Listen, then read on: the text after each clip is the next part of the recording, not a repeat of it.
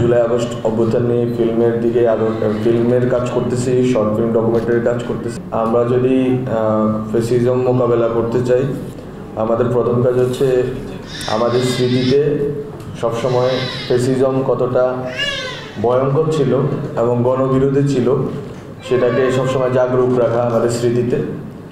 এই জন্য আমাদের এই আয়োজন, আমরা আমাদের মন্ত্রণালয়ে আরও কাজ করতেছি। আমরা জুলাই আগস্ট অভ্যুত্থান নিয়ে ফিল্মের কাজ করতেছি, শর্ট ফিল্ম ডকুমেন্টারির কাজ করতেছি।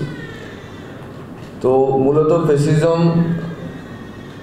প্রত্যেকটা মানুষের জীবনে, যেটা আমাদের সম্পাদক মাহমুদুর রহমান উনি বলেছেন, বা যেটা সবার জীবনের বাস্তবতার ভিতর দিয়ে একটা তার নিজস্ব এবং তার ফ্যামিলির একটা মেমোরি আছে।